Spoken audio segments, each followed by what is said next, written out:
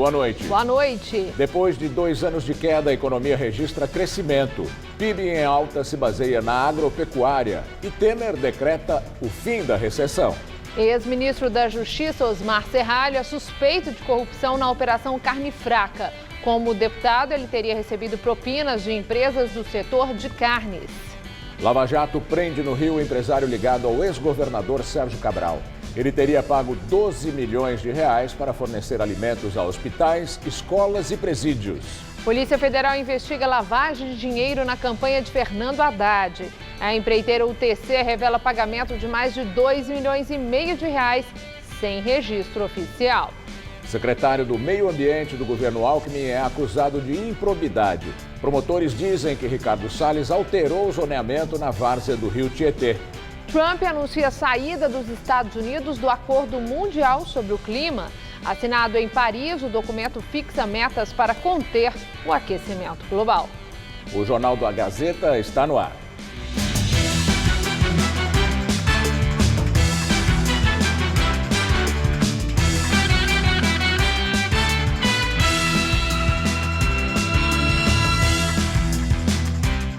A Polícia Federal lançou uma operação para investigar suposto esquema de lavagem de dinheiro na campanha de Fernando Haddad, do PT, à Prefeitura de São Paulo em 2012. A Polícia Federal pediu que o ex-presidente e a ex-vice Nádia Campião fossem conduzidos, o ex-prefeito fossem conduzidos para prestar depoimento. Mas o juiz da primeira zona eleitoral de São Paulo, Márcio Antônio Boscaro, negou. Haddad deve ser intimado.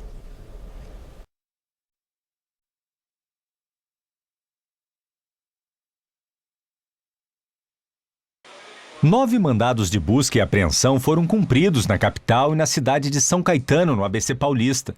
Os agentes da Polícia Federal estiveram em gráficas ligadas ao ex-deputado estadual Francisco Carlos de Souza, o Chicão do PT.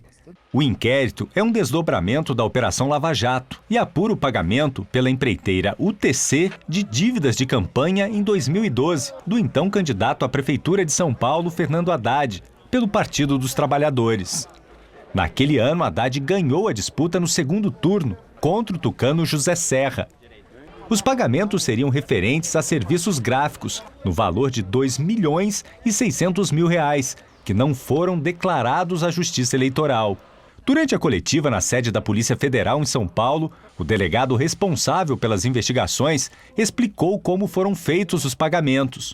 Conforme a delação do acionista da UTC, Ricardo Pessoa, foi João Vacari Neto, que está preso e na época era o tesoureiro do PT, quem solicitou o dinheiro. Segundo o empresário, Vacari entrou em contato com a empreiteira e pediu R$ 3 milhões. O valor foi negociado e acabou fixado em R$ 2.600.000. O repasse ficou a cargo do doleiro Alberto Youssef. De acordo com os executivos da UTC, os valores foram descontados de propina acertada previamente com o PT, referente a contratos obtidos na Petrobras. E houve, então, os pagamentos, feitos em espécie, em depósitos bancários. A negociação em si foi essa. E os valores ultrapassam aquilo que foi declarado na campanha oficial do Haddad como declarado.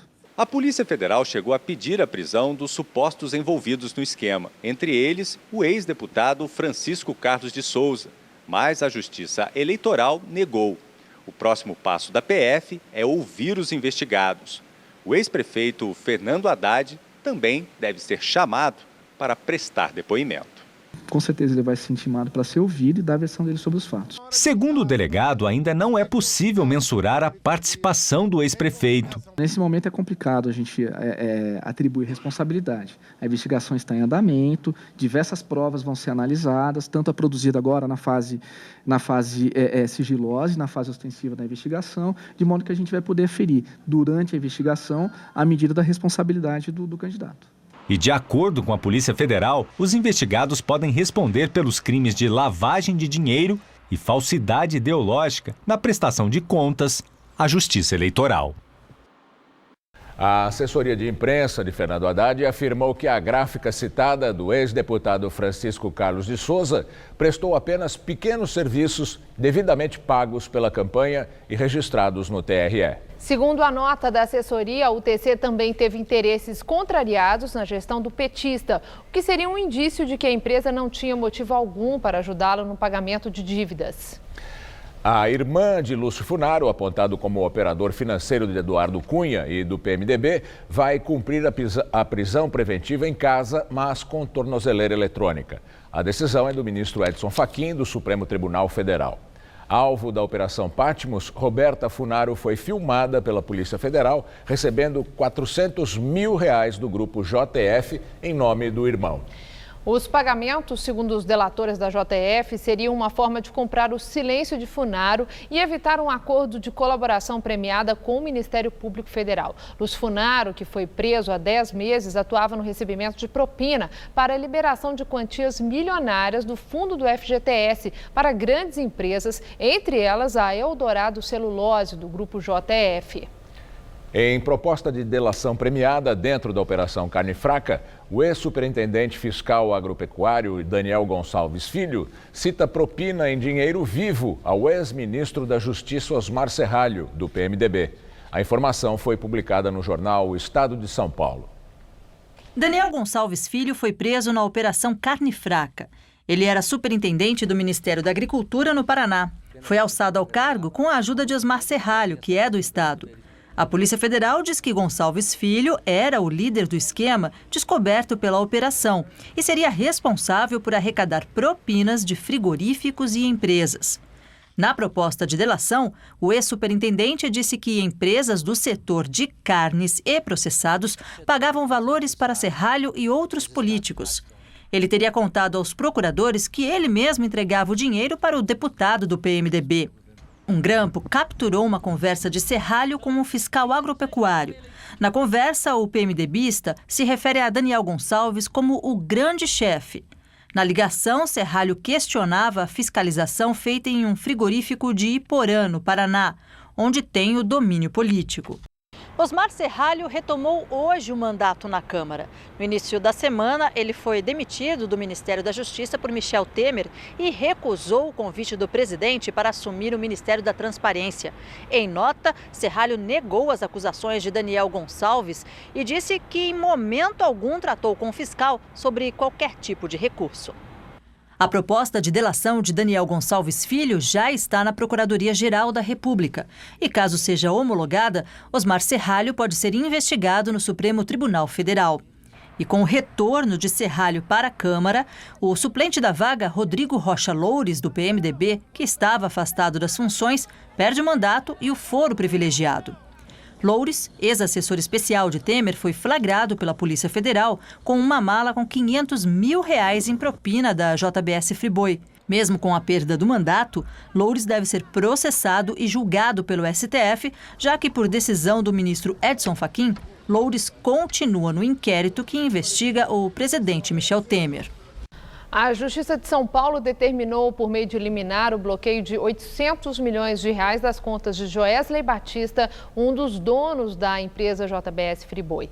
De acordo com os autores da ação popular, Joesley e o irmão Wesley Batista, bem como os diretores da JBS Friboi e da JF, teriam praticado o crime de insider trading ao utilizar informação privilegiada para comprar cerca de $1 bilhão às vésperas da divulgação da gravação do diálogo entre Joesley e o presidente. Além disso, eles são acusados de vender o equivalente a R$327 milhões em ações da JBS no mês de abril. Procurada, a JBS Friboi informou que não tem conhecimento do processo. Os advogados da ex-presidente Dilma Rousseff querem que o Tribunal Superior Eleitoral desconsidere os depoimentos do empresário Marcelo Odebrecht e do casal de marqueteiros Mônica Moura e João Santana no julgamento da chapa Dilma Temer, que será retomado na próxima terça-feira. Os advogados de Dilma chamaram os jornalistas para explicar como pretendem defender a ex-presidente no tribunal e evitar que ela fique inelegível. Logo depois do resultado das eleições em 2014, o PSDB de Aécio Neves, candidato derrotado, entrou com 4 ações no TSE para caçar a chapa Dilma Temer, com o argumento de que parte do dinheiro da campanha veio de corrupção na Petrobras, o que seria abuso do poder político e econômico. Para os advogados, agora, no julgamento, não é possível separar a chapa como quer a defesa de Michel Temer, já que a prestação de contas é única. Só há um tesoureiro. Todos os recibos eleitorais daquelas doações que foram feitas, as contas de Dilma ou as contas de Temer, todos foram assinados por um único tesoureiro, que é Edinho Silva. Na estratégia, eles apontam contradições de Marcelo Odebrecht, com base nas planilhas descobertas no chamado Departamento de Propina da empreiteira. Para a defesa, o dinheiro que João Santana e Mônica Moura relataram ter recebido da Odebrecht no exterior não era para pagar a campanha de Dilma, e sim pelo trabalho dos marqueteiros no Panamá. Baseada nessa tese, a defesa quer que, no julgamento, o TSE anule, desconsidere os depoimentos de João Santana, Mônica Moura e Marcelo Odebrecht. A Justiça Eleitoral, durante o processo, eles disseram que Dilma sabia que dinheiro de Caixa 2 foi usado na campanha dela à reeleição. Os advogados alegam que esses fatos surgiram depois da denúncia e que o empresário e os marqueteiros mentiram. Nós vamos renovar o pedido que já fizemos por escrito, que tanto Marcelo Odebrecht como João Santana e Mônica Moura fizeram afirmações falsas à Justiça Eleitoral. E por isso devem ser investigados pelo crime de falso testemunho e também deve ser investigado se devem ou não ser mantidos os benefícios dos acordos de colaboração premiada dos três. Em caso de cassação da chapa, o advogado defende que seja aplicada para o país a mesma regra executada no estado do Amazonas neste ano, quando uma nova eleição foi convocada depois que o governador José Melo do PROS e o vice dele foram cassados. Com a mini-reforma de 2015, o Código Eleitoral passou a prever a realização de eleições diretas até 6 meses antes do fim do mandato. Então, portanto, esta lei é válida e ela pode ser aplicada nesse caso. E, lembro a vocês, ele foi aplicado muito recentemente em relação ao caso de Amazonas, em que foram cassados governador e vice, e foi determinado pelo TSE que se realizasse eleições diretas. O ex-ministro Antônio Palocci sinaliza que pode delatar mais de 20 empresas, além do ex-presidente Lula. Ele tenta fechar um acordo de delação premiada com o Ministério Público Federal. A negociação começou há cerca de um mês. A informação de que o ex-ministro Antônio Palocci pode delatar mais de 20 empresas foi divulgada hoje pela colunista Mônica Bergamo, do jornal Folha de São Paulo. Palocci teria revelado este número diretamente aos interlocutores com quem teria conversado em Curitiba. O jornal não cita os nomes de todas as supostas empresas, mas diz que esta seria a quantidade de companhias com quem Palocci negociou dinheiro em forma de Caixa 2 para as contas do PT. Ainda segundo o jornal, também está na mira das revelações de Palocci um dos donos do banco BTG Pactual, André Esteves. Nesse caso, a promessa de Palocci é falar de uma suposta venda de medidas provisórias no Congresso para bancos privados, operações em que o banqueiro estaria envolvido. Outro que deve ser citado é Abílio Diniz, ex-dono do Grupo Pão de Açúcar. O petista promete detalhar a manobra do empresário para se manter no controle do grupo em meio à disputa com a francesa Casino. Na época, a Casino, que saiu vencedora, contava com o apoio informal do então ministro do Desenvolvimento de Dilma Rousseff, Fernando Pimentel. Abílio contratou a empresa de consultoria de Palocci para garantir influência a seu favor. Além de citar pessoas do setor privado, Palocci também deve falar sobre o esquema de corrupção no CARF, o Conselho Administrativo de Recursos Fiscais, órgão ligado ao Ministério da Fazenda. A expectativa é que servidores públicos e até mesmo políticos também sejam delatados. Mas a principal bomba deve ser sobre o ex-presidente Lula. Aliás, esta foi a principal condição imposta pelos investigadores para dar prosseguimento à delação de Palocci. A partir do que Palocci disser, o Ministério Público pretende confirmar a participação de Lula em esquemas de corrupção citados em delações de empresários e políticos. O ponto central será confirmar se uma das contas da Odebrecht, intitulada Amigo, era de fato usada para receber propinas do ex-presidente. Entre os benefícios da delação, o ex-homem forte dos governos Lula e Dilma seria beneficiado pelo regime de prisão domiciliar. Palocci é réu na Lava Jato. Ele está preso na carceragem da Polícia Federal em Curitiba desde setembro do ano passado. E agora o comentário de Josias de Souza, direto de Brasília. O 6º Congresso Nacional do PT, que começou nesta quinta-feira e vai até sábado, tem como principal objetivo renovar o partido e prepará-lo para futuros embates. Na renovação do PT, o novo tem uma cara meio antiga. O partido elegerá como sua presidente uma senadora investigada no Supremo Tribunal Federal, Gleisi Hoffmann, ex-ministra de Dilma Rousseff. O PT venderá a ideia de que a felicidade do Brasil depende da volta de Lula ao poder. O PT defenderá Lula atacando a Lava Jato. No instante em que os petistas clamam por diretas já, o Congresso Nacional do PT alçará Gleisi Hoffmann ao comando da legenda em eleições indiretas.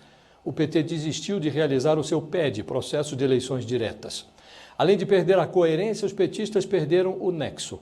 Em entrevista ao repórter Leandro Prazeres, Rui Falcão, que se despede do comando do PT, disse que o partido lutará para impedir que Lula seja interditado. Disse ele, seria antidemocrático proibir, por meio de uma condenação, que Lula seja candidato à presidência.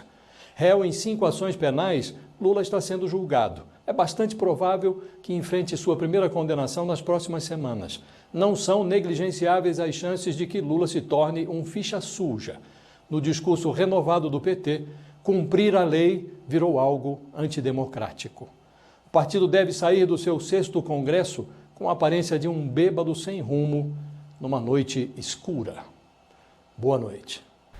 Depois de criar mal-estar dentro do PSDB, com uma foto publicada na internet ao lado de outros tucanos, o senador afastado Aécio Neves foi flagrado em grampo telefônico, ameaçando expulsar do partido o secretário-chefe da Casa Civil do Paraná, Valdir Rossoni. Durante a investigação do Ministério Público, em decorrência da delação de executivos da JBS Friboi, Aécio Neves e a irmã, Andréa Neves, tiveram os telefonemas grampeados com autorização da Justiça. Em um dos grampos, Andréa conta para Aécio sobre um vídeo postado na internet criticando o senador afastado. Oi. Fala. É o seguinte, tem um cara babaca do Paraná, postou, já está no UOL lá do Paraná, um cara, acho que é secretário do Richa, de que viu notícia que você tem conta no exterior, e se você for preso, que ele vai te visitar na cadeia, entendeu? Alô? É. Aí a matéria é advogado, já considera, entendeu? Babaca, entendeu? Sabe? Então eu mandei aí pra você dar uma lida. Acho que tinha que ligar no Richard, esse cara tem que apagar esse troço, colocar um pedido de desculpa, então eu mandei uma sugestão aí, entendeu? Como é que é o nome do cara, hein? Tá aí no seu WhatsApp aí. O vídeo foi publicado pelo secretário-chefe da Casa Civil do governo do Paraná, Valdir Rossoni. Nele, Rossoni exige a saída de Aécio Neves da presidência do PSDB, caso apareçam provas contra o tucano, como contas no exterior. Se a Odebrecht mostrar as contas lá no exterior do Aécio, com o dinheiro roubado, depositado lá, ele perdeu o amigo. Até se ele continuar de presidente do PSDB, ou ele sai da presidência do PSDB, ou eu saio do PSDB. Irritado, o senador afastado falou diretamente com o governador do Paraná, o também tucano Beto Richa. Oi, Beto, tudo bem? Bem, você? Ô, Beto, o Rossoni enlouqueceu, cara. Por quê? O que houve? O cara postou um vídeo, Beto. Se esse cara não tirar agora, eu que vou te expulsar do partido amanhã. Não, o Rossoni, fala com esse cara, ele arranca isso agora aí. Não, desculpa, foi mal entendido. Não é possível. Pô, aí acabou entre a gente, cara. Eu tô em interface. Em outra conversa, também com o governador paranaense, Aécio se mostra preocupado com a repercussão do vídeo na imprensa e exige a retirada da publicação da internet. O que você quer? Eu não sei, né? Sei lá, cara, você não retira isso e... Como houve uma má, eu estou retirando porque como houve uma má interpretação, senão isso vira a notícia da Folha de São Paulo, viraliza já. Em razão da má interpretação do meu vídeo, estou retirando o vídeo. Acho que isso que ele tem que fazer. Tem uma nota dizendo o respeito que tem pelos dirigentes do partido, que tudo isso. Nós estamos do mesmo lado, cara, nessa história, pelo amor de Deus. Além de Aécio, o tucano Beto Richa também foi citado nas delações dos executivos da JBS e da Odebrecht. Beto Richa e Valdir Rossoni não eram alvos do grampo telefônico e não são investigados no caso da JBS. Outro fato envolvendo Aécio é quanto à montagem do Conselho de Ética do Senado para decidir sobre a cassação de seu mandato. O tucano participou e escolheu diretamente os nomes dos parlamentares, o que pode ajudá-lo a não perder o mandato como senador. Na noite da última terça-feira, em seu perfil no Facebook, o parlamentar publicou uma foto ao lado dos tucanos Tasso Gereissati, Antônio Anastasia, Cássio Cunha Lima e José Serra. Além de estar afastado do Senado e da presidência do PSDB, Aécio Neves é acusado de corrupção passiva, obstrução da justiça e participação em organização criminosa.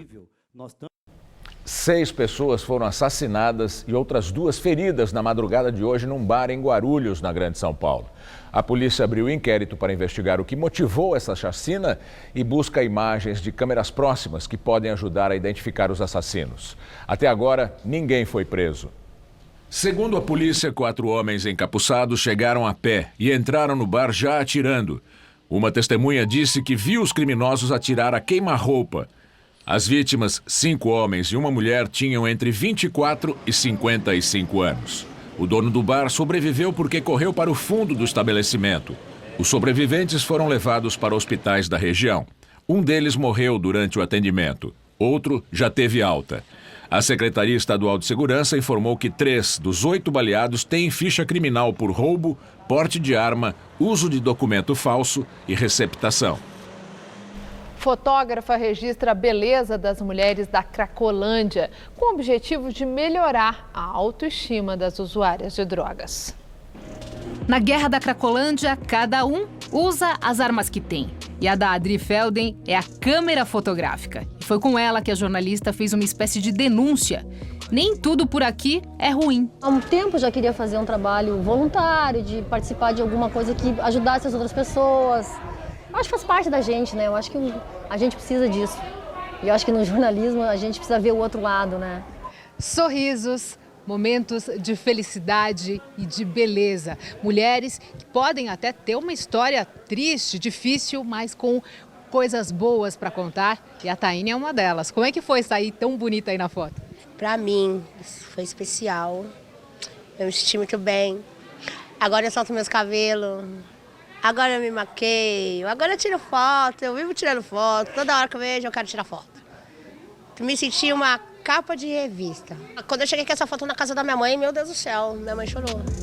E para quem julgava maquiagem, panos e brincos futilidade, veja bem, para Taíne foi uma espécie de remédio. Ela só precisava ver. Agora eu reduzi, entendeu? E cada dia mais eu tô procurando só a minha melhora, cada dia mais eu tô reduzindo meus danos. A Tati também abre um sorrisão para falar da experiência. Diz que preconceito nunca ajudou a resolver a situação de quem vive na Cracolândia. Cada um fez a sua escolha, que siga a sua escolha. Não posso julgar, né? Não julgar para não ser julgado, já diz na Bíblia. Ao todo, a Adri Felden clicou 21 mulheres durante uma oficina de turbantes promovida pelo Programa de Braços Abertos da Prefeitura de São Paulo, com atividades até o ano passado. Entre instantes de empoderamento e demonstrações de confiança e carinho, uma história chamou a atenção. Ela foi a única que não quis se maquiar, não quis usar turbante, mas ela quis fazer a foto dela com o cachorro. Ela só ia fazer a foto se fosse com o cachorro. E o olhar dela é muito triste. Em meio a um cenário tenso desde 21 de maio, com uma das maiores operações policiais na região, agora o chamado fluxo está na Praça Princesa Isabel. Mas a briga está entre os moradores e a prefeitura, que insiste em instalar containers para atendimento dos dependentes. Para a fotógrafa, é hora de aprender a ajustar a lente da nossa visão. A experiência que a gente tem com o outro sempre muda a gente. Sim. E essas meninas foram muito especiais, assim, me tocaram muito.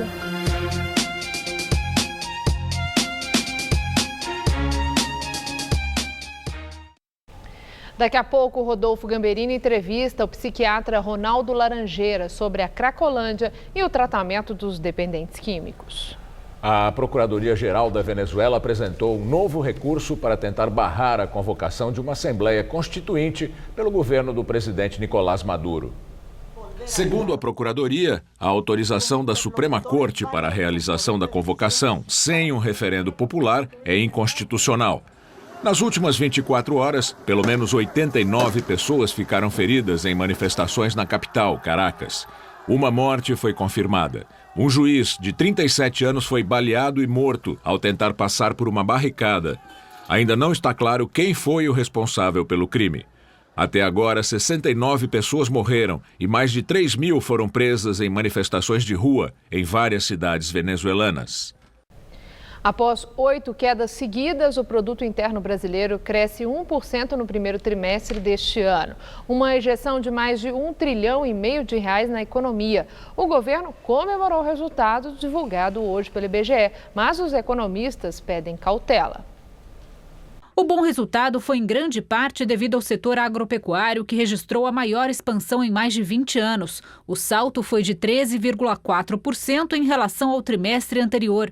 A safra recorde de grãos ajudou a impulsionar o resultado. Foi o maior crescimento desde o quarto trimestre de 1996. A indústria subiu 0,9% após 2 trimestres de queda.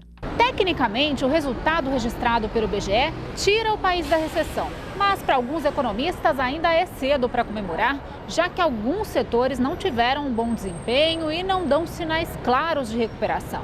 Em serviços, por exemplo, não houve variação e a previsão era de crescimento de 0,3% para esse trimestre. O consumo das famílias também contrariou a expectativa e recuou 0,1%, mantendo a tendência dos últimos 8 trimestres. Mesmo assim, o governo comemorou muito o resultado. O presidente Michel Temer gravou um vídeo que foi divulgado nas redes sociais. Este foi o primeiro número positivo depois de 2 anos consecutivos de queda no PIB, ou seja, as riquezas que o país produz. Isso é o PIB. O Brasil venceu a recessão. O número de hoje marca o renascimento da economia brasileira em bases sólidas e sustentáveis. Esse número é o resultado de 1 ano de trabalho. Trabalho do meu governo, em sintonia com o Congresso Nacional, ouvindo a sociedade, para promover as reformas adiadas por tanto tempo. O ministro da Fazenda, Henrique Meirelles, manteve o tom. Em resumo, o país está forte, o país está crescendo, o que mostra que nós estamos na direção certa, que nós estamos na direção correta, fazendo as reformas que o Brasil precisa. Em relação ao primeiro trimestre do ano passado, o PIB caiu 0,4%, o 12º resultado negativo seguido. Nos últimos 4 trimestres, terminados em março, o PIB acumulou queda de 2,3% em relação aos 4 períodos anteriores. E agora vamos ao comentário de economia com Denise Campos de Toledo. A expansão do primeiro trimestre é uma sinalização positiva, principalmente por marcar uma reversão do cenário que tivemos por 2 anos consecutivos de uma recessão histórica que derrubou o PIB em quase 7%. Claro que o governo quer aproveitar isso, mas é cedo para muita comemoração. A composição do PIB que nós vimos mostra que a melhora veio muito do setor agropecuário, beneficiado pela super safra. A indústria também reagiu, o que é importante, já que foi o primeiro setor a entrar em crise. Mas os demais itens ainda tiveram performance ruim, serviços com essa estabilidade, queda do consumo das famílias, do governo, queda dos investimentos. Os investimentos estão em cerca de 15% do PIB. Para fazer diferença, alavancando o crescimento mais vigoroso, os investimentos deveriam estar uns 10% acima. Aliás, está faltando alavanca para o crescimento. Não dá para contar com uma reação mais firme do consumo, nem com estímulos do governo. A balança comercial está batendo recordes de superávit, mas muito relacionados às vendas externas de produtos básicos, o que também tem relação com a safra, fora outras commodities como o minério. Portanto, o setor externo também não vai garantir um avanço maior da economia. O que se esperava é que a correção dos desvios dos últimos anos pudesse levar a uma aceleração maior da economia no segundo semestre, com uma expansão do PIB este ano de 0,5%. É a previsão do próprio governo. Só que agora tem o componente político, que pode travar a agenda econômica, especialmente no que se refere às reformas, além de atrapalhar outros dados positivos que ajudam na aceleração, como o corte dos juros. O Copom reduziu ontem a taxa básica em 1 ponto para 10,25% ao ano, só que já sinalizou uma freada nesse ritmo exatamente pelas incertezas do cenário. Se a expectativa já era de um crescimento modesto, agora nem isso está garantido. E é bom observar que o PIB ainda ficou negativo em relação ao mesmo trimestre do ano passado e no acumulado de 4 trimestres. A reação no primeiro não é uma garantia de retomada, principalmente em meio à crise política. Eu volto na segunda. Até lá.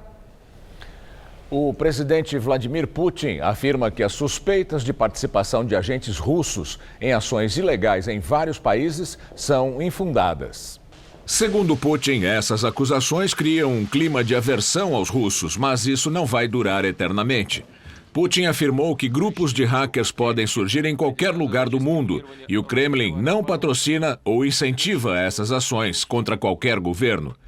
Nos Estados Unidos, as relações entre a Rússia e a Casa Branca continuam sob investigação. O Senado americano confirmou para o próximo dia 8 o depoimento do ex-diretor do FBI, James Comey, sobre a investigação iniciada por ele. Segundo a imprensa americana, Comey deve confirmar que Trump pediu que ele acabasse com a investigação sobre a influência dos russos na campanha presidencial de 2016, que prejudicou a candidata democrata Hillary Clinton. O presidente Donald Trump confirmou que os Estados Unidos não vão mais participar do acordo sobre mudanças climáticas.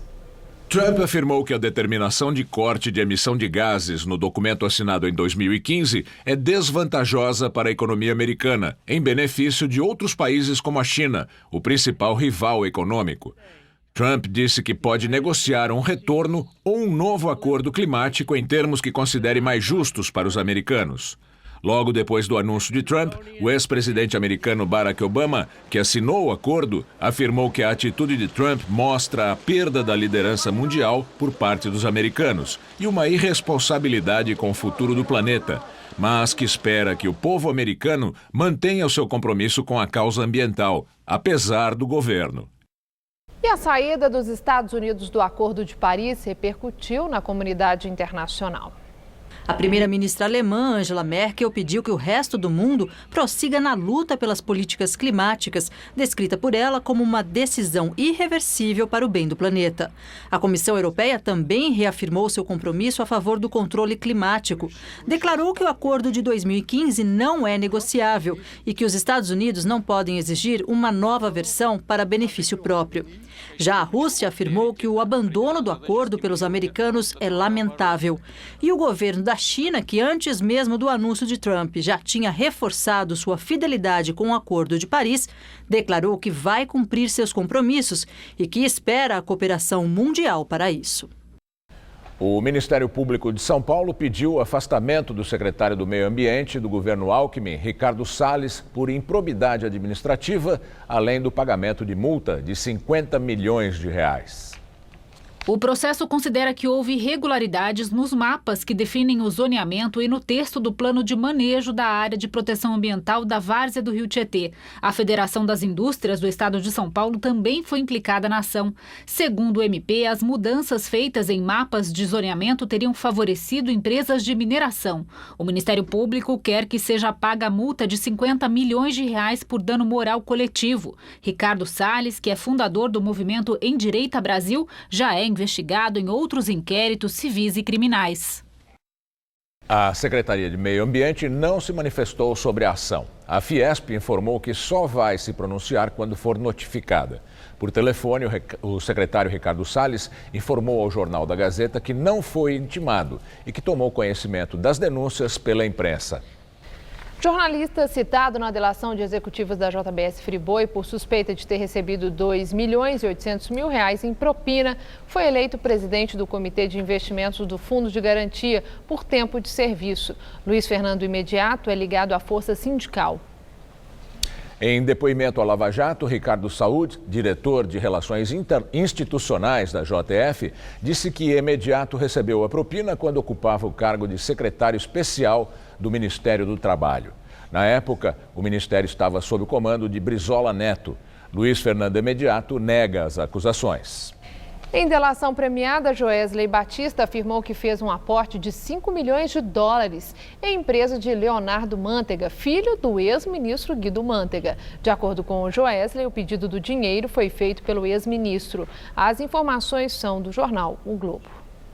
Segundo a reportagem, Leonardo Mantega foi sócio durante 4 meses da Companhia Brasileira de Distribuição de Material Esportivo e Saúde, cujo nome fantasia é Pedala. O texto diz que Joesley Batista afirmou em depoimento que recebeu o pedido de ajuda à empresa diretamente do ex-ministro Guido Mantega e que o empréstimo seria convertido em sociedade. Joesley disse ter feito o repasse por meio de uma de suas empresas, a Antigua Investments, em 2012. Como o negócio não prosperou, ele teria perdoado o empréstimo. Os documentos arquivados na Junta Comercial de São Paulo mostram que Leonardo Mantega foi sócio da empresa entre 10 de janeiro e 30 de abril de 2012. Quando Leonardo deixou a sociedade, a Pedala continuou com os sócios dele, Daniel Filgueiras de Lima e Silva e Rafael Atanásio. Joesley não disse em que mês foi feito o empréstimo. Segundo o advogado Conrado Almeida Correia Gontijo, a Pedala jamais recebeu empréstimo ou investimento de qualquer natureza da JBS, ao contrário do que foi noticiado. O único investimento no valor noticiado foi realizado em setembro de 2012 por um fundo de investimento que jamais indicou ter qualquer relação com Joesley Batista. Referida operação foi devidamente registrada e formalizada. O advogado afirmou ainda que a empresa entrou em grave crise financeira, circunstância que conduziu ao encerramento das suas atividades no ano de 2014, e que a documentação financeira e contábil da Pedala está à disposição das autoridades. De acordo com o Globo, em setembro de 2014, Leonardo Mantega e Daniel Filgueiras de Lima e Silva voltaram a atuar em sociedade. Juntos, abriram a Epicom Desenvolvimento de Software. Segundo informações do jornal O Globo, a Epicom informou um endereço diferente à Receita Federal do que o apresentado no site da empresa. O jornal disse que foi ao local, mas não encontrou com os sócios. Além disso, a recepcionista do prédio disse que a Epicom não tem telefone. No site há um número para contato. Tentamos ligar algumas vezes, mas também não conseguimos falar com ninguém. Em nota, o advogado da Epicom afirmou que a empresa existe de fato, exerce atividade econômica absolutamente lícita e está assediada na Vila Olímpia. Segundo ele, informações adicionais relativas ao assunto serão apresentadas diretamente às autoridades encarregadas da investigação. No segundo dia do julgamento que discute o alcance do foro privilegiado, o ministro do Supremo Tribunal Federal, Alexandre de Moraes, pediu vista. Antes do fim da sessão, outros 3 ministros, Marco Aurélio, Rosa Weber e Carmen Lúcia, resolveram adiantar os votos e se posicionaram a favor de restringir o foro por prerrogativa de função. Já são 4 votos para limitar o foro. O ministro Alexandre de Moraes falou por aproximadamente 1h30, até pedir mais tempo para analisar a questão. Mas ele afirmou que não é possível estabelecer conexão entre impunidade no Brasil e a ampliação do foro pela Constituição de 1988. Moraes também falou dos reflexos de restringir o foro. Eu ousaria dizer que ficaremos meses, não anos, só para decidir o que vai, o que fica, o que volta. E por que isso? Porque a questão do foro não é isolada, a questão do foro está dentro desse mecanismo institucional que pode, e concordo que foi exagerado na Constituição de 88, mas um mecanismo de freios e contrapesos dos 3 poderes e da instituição do Ministério Público para garantias institucionais. No meio do julgamento, o ministro Gilmar Mendes fez duras críticas à atuação da Procuradoria-Geral da União. Ele disse que o inquérito aberto na Lava Jato para investigar 2 ministros do Superior Tribunal de Justiça, Francisco Falcão e Marcelo Navarro, serviria para conter a atuação do tribunal. Qual é o objetivo desse inquérito? Esse inquérito vai chegar a provar obstrução de justiça desses magistrados? É obviamente que não. Não vai provar, mas o inquérito está lá. Qual é o objetivo desse inquérito, ministro Fachin? Eu já lhe disse isso, portanto estou dizendo publicamente. É castrar iniciativas do STJ, é amedrontá-lo. Esses dias um advogado comentava comigo que esse inquérito está sendo mantido com esse objetivo, primeiro, de constranger o STJ e, segundo, de manter Dilma e Lula no Supremo Tribunal Federal. Se for por isso, está se fazendo de maneira indevida.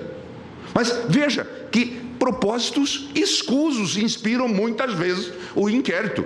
Ontem, o relator, o ministro Luiz Roberto Barroso, defendeu que o foro privilegiado deve ser aplicado apenas aos crimes cometidos durante o exercício do mandato e que seja relacionado às funções desempenhadas. Barroso ainda disse que a instância do julgamento não deve mudar depois da fase em que as provas são colhidas, mesmo que o réu não exerça mais o mandato no qual foi acusado do crime. Hoje, o ministro fez uma menção à medida provisória assinada pelo presidente Michel Temer, que viabiliza a permanência de Moreira Franco como ministro da Secretaria-Geral da Presidência.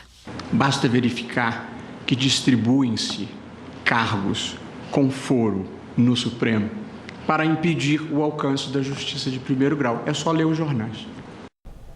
E agora vamos ao comentário de política com o José Neumann e Pinto. Pois é. O PIB teve uma alta de 1 ponto percentual por causa exclusivamente da agroindústria e já aparece o Temer todo sorridente ao lado do seu ministro da Fazenda, Henrique Meirelles, como se o Brasil tivesse superado todos os problemas e estivesse marchando firme e livre para uma situação de tranquilidade. Bom, eu fico vendo esses sorrisos. E a primeira pergunta que eu faço é, eles estão rindo de quem? Não pergunto nem de quê, eles estão rindo de nós. Porque não é possível que uma pessoa que tenha mais de 50 de quociente de inteligência acredite que vai convencer alguém disso que o Temer e o Meirelles vieram nos impingir e que já foi negado por economistas brasileiros, internacionais, a Mônica de Bolle, a revista, aliás, o jornal Financial Times, etc. Bom, a questão é, primeiro, estão rindo de nós por quê? Na verdade, eles estão rindo de nervosos, principalmente o Temer. O Temer se meteu numa enrascada ao receber um bandidinho de quinta no porão do seu palácio e tratar de assuntos nada republicanos. Agora não tem como explicar isso e aparece à torta e à direita tomando atitudes completamente fora da razão. A nomeação desse ministro da Justiça, Torquato Jardim, que é um gorila numa loja de porcelana, é uma dessas medidas. Agora, de hoje, esse anúncio de que acabou a recessão, ao estilo Trump, dado na rede social, no Twitter dele, é uma prova do desespero, da situação difícil em que ele se encontra e que ele fica procurando meios de sair. Agora, ele pensa que vai convencer quem com isso? Os economistas já deixaram claro que não se convenceram. Os empresários não têm que se convencer porque eles recebem diariamente os borderões de suas empresas. E os trabalhadores? Os trabalhadores continuam ganhando muito mal, continuam recebendo salários muito baixos, tendo dificuldades de sobreviver. E os 14 milhões de desempregados que continuam desempregados. Esses é que só têm razões para chorar. Pelo amor de Deus, vai para casa, Temer. Por favor. Bom, eu volto aqui na terça-feira direto ao assunto. Inter. Nova fase da Operação Lava Jato prendeu um empresário suspeito de pagar propinas mensais à quadrilha chefiada pelo ex-governador do Rio de Janeiro, Sérgio Cabral, do PMDB, durante quase 10 anos. O empresário Marco Antônio de Luca, preso hoje pela Polícia Federal, é ligado às empresas de alimentos Mazan e Milano, que estão entre as principais fornecedoras de alimentos e merenda para o estado do Rio de Janeiro. Segundo investigadores, ele pagou pelo menos 12 milhões e meio de reais em propina para a organização criminosa liderada pelo ex-governador Sérgio Cabral. Os contratos suspeitos são de alimentação hospitalar, escolar e de presídios. Os aportes mensais eram em torno de 200 mil reais. O dinheiro era pago do governo do estado para a Mazan. Em razão desses contratos, o senhor Marco Antônio de Luca sacava os recursos em espécie na boca do caixa. O COAF conseguiu registrar isso e nos encaminhou por meio de relatório de inteligência financeira e, posteriormente, o senhor Marco Antônio de Luca pagava aos operadores financeiros do Sérgio Cabral esse valor de propina. A operação foi feita em conjunto com o Ministério Público Federal e a Receita Federal. Foram cumpridos um mandado de prisão preventiva e 9 de busca e apreensão. Foram apreendidos itens como obras de arte e mais de R$400 mil em dinheiro. Marco Antônio de Luca vai ser indiciado por corrupção ativa, lavagem de dinheiro e organização criminosa. Juntas, as empresas Mazan e Milano receberam cerca de R$7 bilhões do Estado do Rio entre 2011 e 2017. A operação foi batizada de Ratatouille. O nome remete a um prato típico da culinária francesa e faz referência a um jantar com Sérgio Cabral num restaurante de alto padrão em Paris, na França. O empresário era um dos integrantes desse grupo. Cabral está preso desde novembro, acusado de cobrar 5% de propina sobre os principais contratos do Estado. A assessoria das empresas Mazan e Milano informou que Marco Antônio de Luca não faz mais parte da Mazan desde agosto de 2015 e que ele nunca participou do quadro societário da Milano. A nota diz ainda que a Mazan trabalha com o governo do estado desde 2005, ou seja, antes do início da administração de Sérgio Cabral. O Jornal da Gazeta não conseguiu contato com a defesa do empresário Marco Antônio de Luca. As temperaturas caíram hoje em todo o estado de São Paulo. E durante a tarde, os termômetros da cidade marcaram apenas 16 graus e vai esfriar mais ao longo da madrugada, hein? Vamos ver em detalhes a previsão com Mariana Armentano.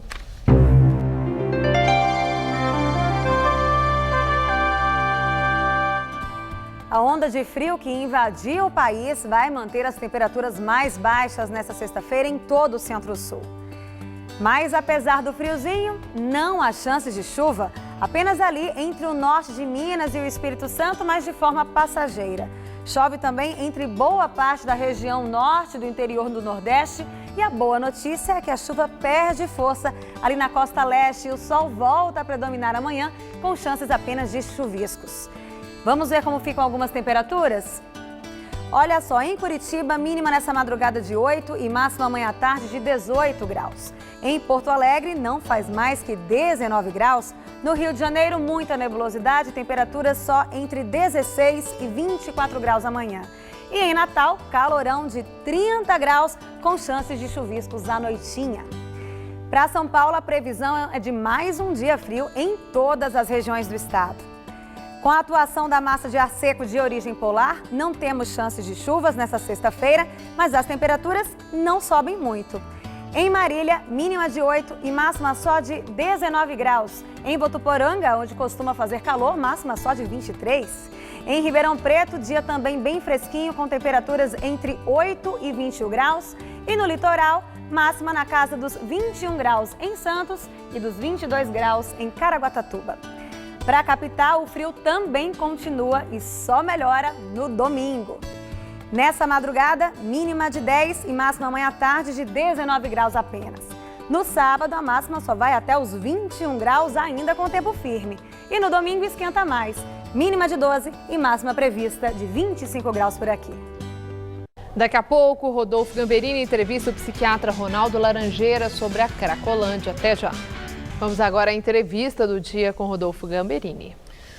Está conosco hoje aqui no Jornal da Gazeta o médico psiquiatra Ronaldo Laranjeira, professor de psiquiatria da Universidade Federal de São Paulo e coordenador do programa Recomeço do governo do estado de São Paulo. Muito obrigado por estar aqui conosco. Prazer é todo meu. A Cracolândia é um problema que tem pelo menos 3 faces. É um problema de saúde, é um problema de segurança e um problema social, de origem social talvez. Como é que se enfrentam esses 3 vieses desse problema? Eu acho que você colocou bem, Rodolfo, porque dá a dimensão da complexidade do problema. Com certeza é um problema policial, porque o crime organizado se desenvolveu muito no Brasil, não só na cidade de São Paulo, no estado de São Paulo, no Brasil inteiro, né? Acho que esse é um grande fenômeno brasileiro político nos últimos anos. Então, na cidade de São Paulo, estamos padecendo da influência do crime organizado. Né? É um problema de saúde, basta você ver as pessoas na Cracolândia, o nível de deterioração física e mental. Só para você ter uma ideia, eu fico usando esse parâmetro, 25% das pessoas na Cracolândia estão com sífilis. Que é uma doença... Sífilis, a doença do século XIX, né? E teve um recrudescimento, que até mesmo o nosso secretário da Saúde, Davi Wipp, né, que é um dos maiores especialistas, já não via a sífilis há muito tempo e se surpreende com esse recrudescimento, só para a gente ter uma ideia da questão saúde de toda essa população. Né? São pessoas que têm transtornos mentais e ficam perambulando por horas e horas, e dias lá na Cracolândia usando. Então, quando nós oferecemos os serviços, por exemplo, você vai ter que oferecer desde como lavar o pé, tomar banho, né, cortar o cabelo, cuidar dos dentes, cuidados básicos de saúde, né? Alimentar corretamente, até minimamente, talvez. Então tem o que a gente chama da linha de cuidado, né? Então a gente vai oferecer desde dos cuidados mais básicos de saúde até eventualmente a pessoa ser internada e tudo mais. E aí entra também o lado social do problema, que torna essa complexidade, que a pessoa tem que saber que depois do tratamento, né, o que quer que seja, se é tratamento ambulatorial, se é uma internação, depois da estabilização, a pessoa de parar de usar droga, estabilizar, ela precisa recuperar a sua função social, ela tem que trabalhar, ela tem que ter a sua autonomia pessoal.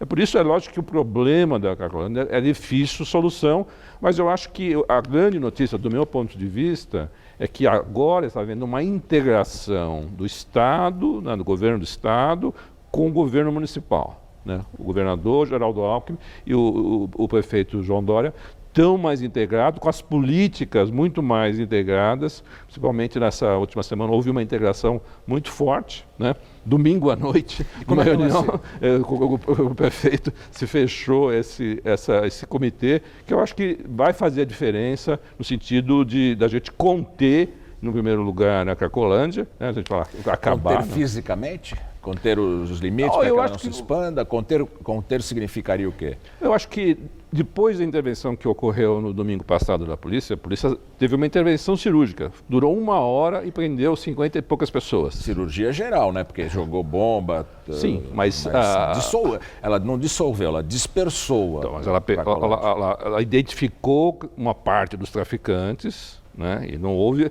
bem menos violento do que você podia imaginar, no sentido de tem centenas de pessoas usuárias de drogas e misturadas com traficante num quadrilátero pequeno, tem lá uma intervenção, é um negócio difícil, que eu acho que teve menos impacto, né? Lógico que numa intervenção dessa, alguma coisa de errado pode acontecer, né? Mas menos do que a gente poderia esperar que acontecesse, né? Então, eu acho que aconteceu isso, lógico que os usuários e o tráfico, mais importante, os usuários eles são reféns do tráfico, a gente tem que saber isso. Então o tráfico migrou, ele se dispersou e obviamente mudou de lugar. Se reagrupou na Praça Princesa Isabel. A gente sabia que isso ia acontecer, né, do ponto de vista de planejamento, e nós vamos continuar oferecendo os serviços sociais, os serviços de saúde para essa população, para aquelas que forem doentes e tiverem necessidade, e a polícia eu espero que faça a parte dela, né? Eu não sou especialista em segurança, mas eu acredito que essa combinação é que vai fazer diferença. Né? Uma das críticas que a gente ouviu e continua ouvindo a ação é que o prefeito João Dória tem um calendário, um timing político e tentou resolver rapidamente, afobadamente, um problema que demanda tempo. Se consegue resolver o problema da Cracolândia rapidamente? Eu acho que não foi isso que aconteceu. O que estava acontecendo ali na Dino Bueno, o crime organizado estava expondo o fusível, tinham queimado o carro de uma médica de um dos serviços da Secretaria do Estado alguns dias antes, estavam impondo, o próprio secretário de Saúde, Davi Wipp, foi até a Rua Elvésio num serviço e foi abordado pelo tráfico. Então a situação de segurança era muito grave. Estava muito grave. Então não foi uma decisão de uma pessoa, é uma decisão de que a segurança daquela região e dos próprios funcionários do Estado e do município estavam ameaçados. Parte da nossa equipe teve que ser escoltada pelo tráfico para ir na estação de metrô. Isso aconteceu na cidade de São Paulo. Isso é intolerável. Né? Então, eu acho que não é uma questão... Lógico que eu posso entender o lado político do prefeito, isso é o que, sinceramente, o que menos me importa. O que mais me importa é que, na cidade de São Paulo, a gente tenha segurança para as pessoas que moram lá. Tem uma população grande que mora ali no centro da cidade e que precisam de mais segurança. E é isso que eu acho que essa integração do Estado e do município tem que estar buscando. Quem vai ganhar politicamente é o que menos importa. Eu espero que a cidade de São Paulo é que ganhe. A gente espera que os usuários ganhem com a sua recuperação. Muito obrigado pela sua entrevista. Eu agradeço. Obrigado. Estela.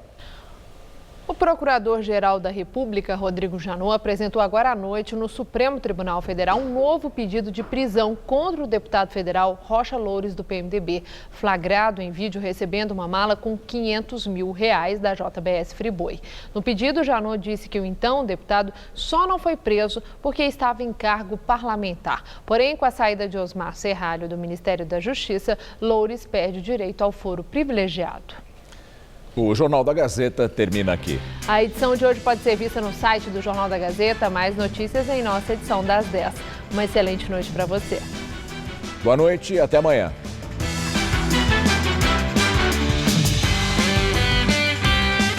Confira tudo sobre a rodada do Brasileirão no Mesa Redonda deste domingo, 9 da noite.